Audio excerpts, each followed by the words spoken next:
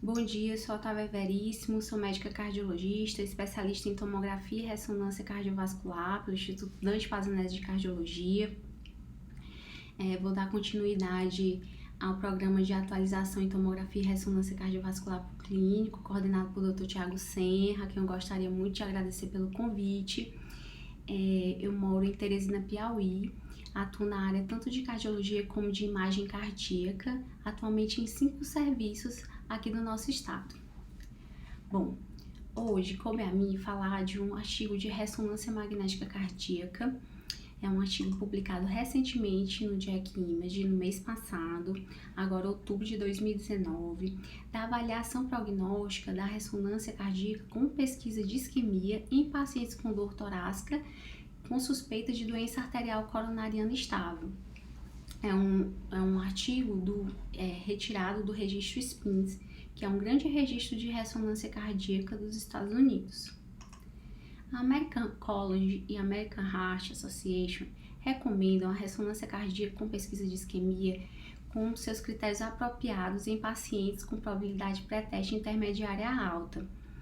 No entanto, esse método ainda é muito subutilizado nos Estados Unidos. A acurácia da ressonância cardíaca já foi muito bem documentada em estudos robustos, em destaque, por exemplo, o estudo CMR, que foi um estudo publicado no Lancet em 2012, um estudo em que avaliou a acurácia diagnóstica da ressonância cardíaca para detecção de DAC obstrutiva e comparou a ressonância cardíaca com a cintilografia nessa acurácia diagnóstica, observando uma acurácia diagnóstica superior da ressonância cardíaca quando comparada à cintilografia, uma área sob a curva nitidamente maior, uma acurácia de 0,89 versus 0,74 da cintilografia.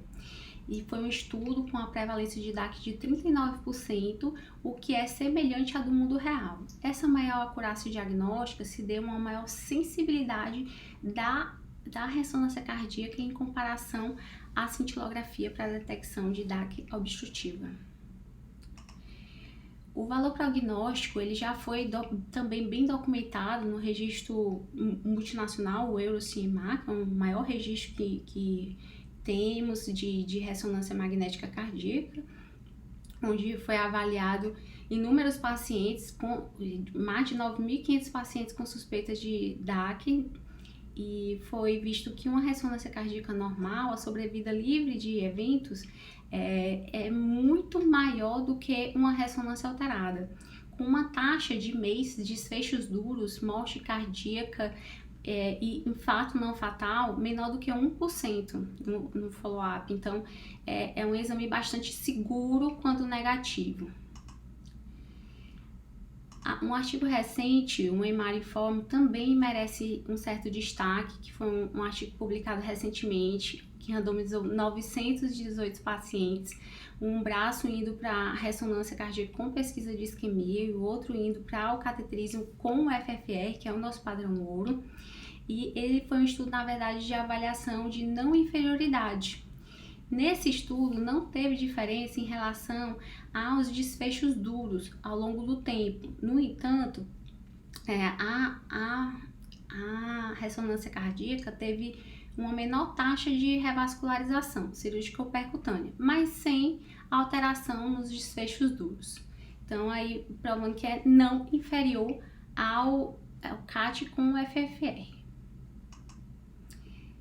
Os objetivos do nosso estudo é a avaliação prognóstica a longo prazo de pacientes com dor torácica submetidos à ressonância cardíaca com estresse farmacológico e a avaliação de custos de exames adicionais com testes cardíacos após a realização da ressonância índice. Bom, foi um registro multicêntrico retrospectivo, onde os pacientes que foram submetidos à ressonância cardíaca com estresse farmacológico de 13 centros dos Estados Unidos e 11 estados americanos. As ressonâncias elas foram realizadas de janeiro de 2008 a dezembro de 2013 e precisava de um segmento de pelo menos 4 anos. Os vasodilatadores utilizados são os habituais, dipridamol, adenosina, regadenoson. Os critérios de inclusão foram pacientes de 35 a 85 anos, sintomáticos, a grande maioria com dor torácica, dispneia ou arritmia, com 2 ou mais fatores de risco para a doença arterial coronariana, a idade, no caso dos homens acima de 50 anos, das mulheres acima de 60 anos, diabéticos em tratamento, hipertensos em tratamento, dislipidêmicos em tratamentos, IMC acima de 30, história familiar para DAC precoce, no caso das mulheres menores do que 65 anos e dos homens menores do que 55 anos, antecedente de infarto prévio ou angioplastia ou doença vascular periférica documentada.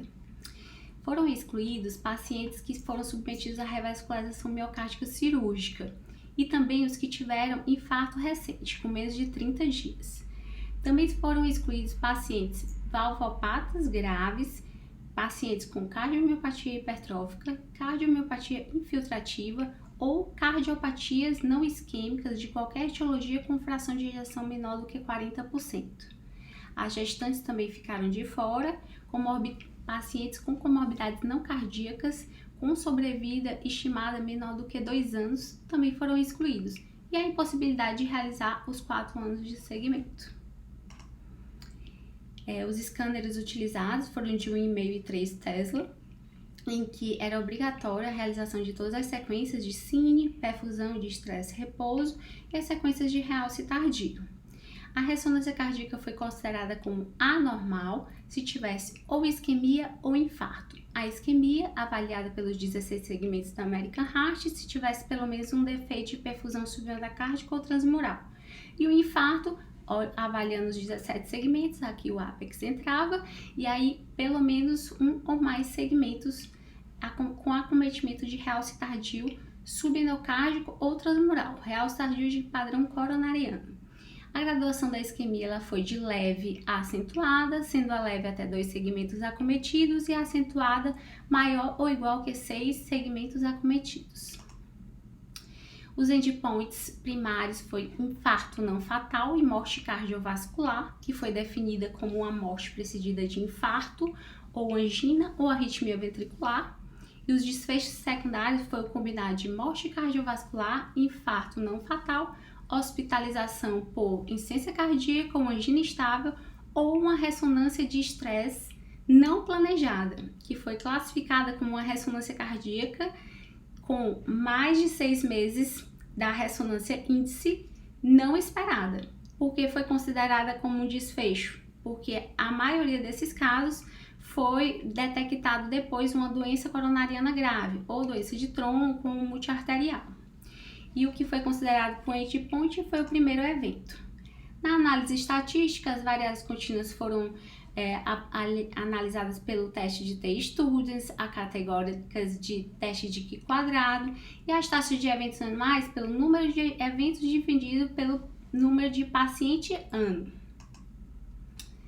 Dos dados demográficos, destaca-se um follow-up médio de 5,4, lembrando que tinha que ter pelo menos 4 anos de segmento, a idade média de 63 anos, 47% da população era feminina, né, do gênero feminino, 78% hipertenso, 70% tinham dislipidemia, 28% diabéticos.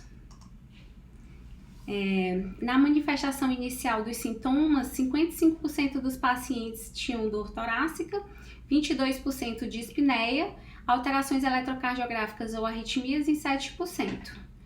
Nas provas com ressonância cardíaca, teve indução de isquemia em 17% dos pacientes e foi achado infarto ou subendocárdico ou transmural em 24% dos pacientes, sendo que desses 24%, 14% não tinham antecedente nem de infarto nem de revascularização prévia.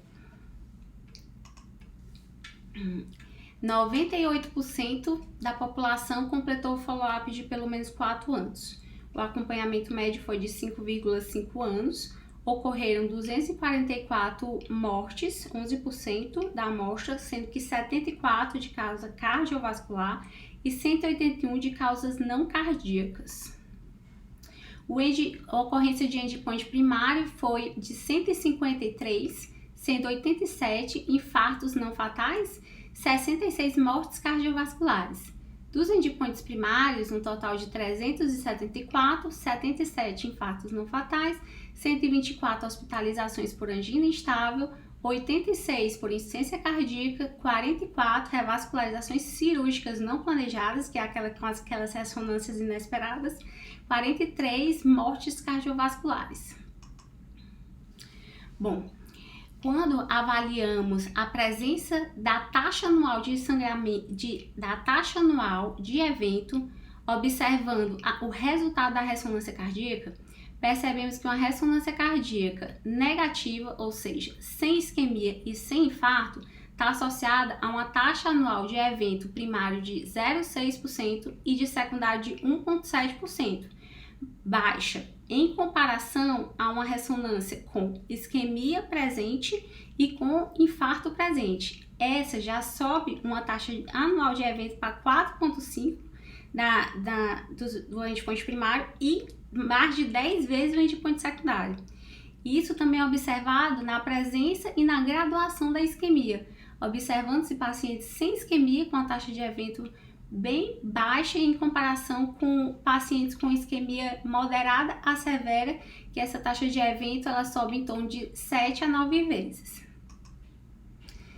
Avaliando o endpoint primário ao longo do tempo, os pacientes que têm ressonância negativa, observando o primeiro ano até o quinto ano, o endpoint é menor do que 1%, ele varia de 0,3% a 0,7% até o quarto ano. Isso nos pacientes negativos. Agora, o paciente que é esse de roxo, que tem isquemia positiva e tem infarto, esse já vai chegar até 8,5% de taxa de evento do endpoint primário, que é morte cardiovascular e infarto não fatal. Quando avaliamos a necessidade de revascularização, aqui incluímos os primeiros 90 dias, que era uma incidência grande de necessidade de revascularização. Se o paciente não tinha na ressonância nem isquemia nem infarto, a necessidade de revascularização era baixa, chegando a no máximo 3% no primeiro ano e depois 1% nos anos subsequentes. Já os pacientes, o grupo que dava ressonância com isquemia e infarto, esse grupo chegava a 38% de taxa de revascularização. Então, é um valor bem superior para os que realmente têm alteração. Aqui na ilustração central do artigo, percebemos que pacientes com ressonância negativa têm uma incidência cumulativa de eventos bem inferior do que os pacientes que têm tanto isquemia como infarto, observando-se que após o quarto ano de follow-up, que é o follow-up obrigatório, ocorre uma abertura entre as curvas, né? Um maior distanciamento das curvas. Isso também é observado em relação aos desfechos compostos de endpoint secundário. Quando avaliamos a carga isquêmica, também percebemos essa mudança, uma maior curva cumulativa de incidência de evento maior nos pacientes com isquemia e com infarto quando comparado à ressonância negativa. Apesar dessa sobreposição de curvas nos pacientes com incidência, com carga isquêmica mais acentuada quando comparada ao moderado, ainda se vê essa maior tendência quanto maior a carga isquêmica. Isso também é observado no endpoint secundário. Avaliando a necessidade de cateterismo e a necessidade de revascularização pós-cateterismo. Pacientes com isquemia negativa, pacientes com infarto negativo, então ressonância normal, 4% com necessidade de cateterismo, sendo essa conversão para revascularização 24%. Quando comparada a pacientes com infarto e isquemia, essa quantidade de paciente que vai para o cateterismo já sobe para 46%, com a taxa de conversão para revascularização de 73%. Isso também é observado nas curvas de carga isquêmica. Os pacientes sem isquemia praticamente não iam para cateterismo e nem para revascularização, ao ponto que quanto maior a carga isquêmica, mais a indicação de cateterismo e de revascularização subsequente. Avaliando os gastos durante o período de segmento, observa-se que os pacientes com ressonância negativa eles possuem os gastos baixos durante todo o período de segmento, ao passo que pacientes com isquemia e realce tardio, ou seja, infarto e isquemia, eles têm mais de 10 vezes o gasto quando comparado a pacientes com ressonância negativa. E observando grupos diferentes, a heterogeneidade com protocolos diferentes, por exemplo, grupo militar, grupo de multiespecialidade, universidade, grupo cardiovascular, observa-se que uma ressonância negativa não mudou muito a conduta nos diferentes serviços, apesar dos diferentes protocolos.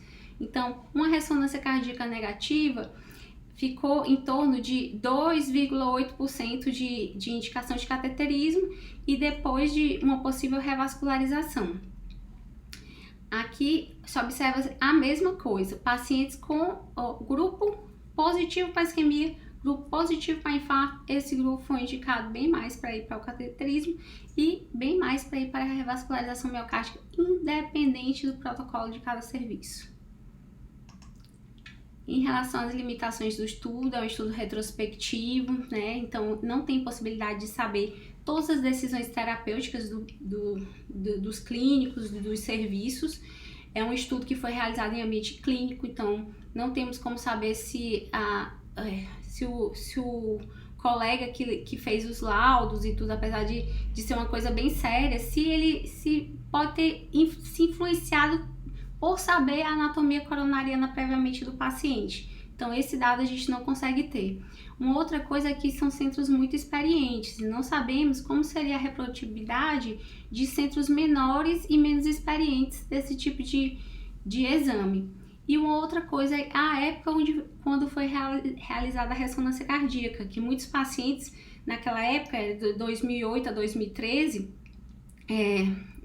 muitos centros não faziam o cálculo da carga de fibrose, da massa de fibrose, não fazia o cálculo da isquemia, o FFR praticamente não era usado, que são dados importantes atuais, né? E como conclusão, os pacientes estáveis com dor torácica, mas com risco intermediário, que tem uma ressonância negativa para isquemia e para infarto, eles têm uma baixa taxa de evento anual ao longo do segmento de pelo menos 4 anos. E os custos de procedimentos adicionais ao da ressonância são baixos também. Por fim, eu gostaria de enfatizar a característica multimodal da ressonância cardíaca, com avaliação de função, contratividade segmentar e global, biventricular,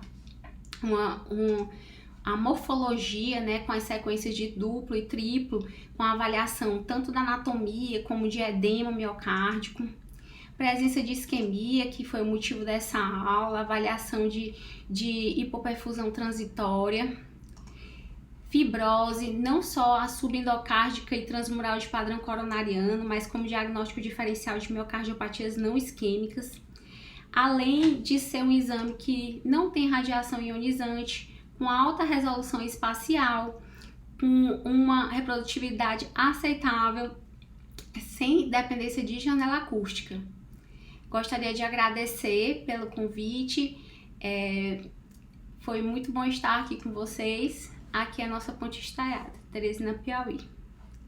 Abraços.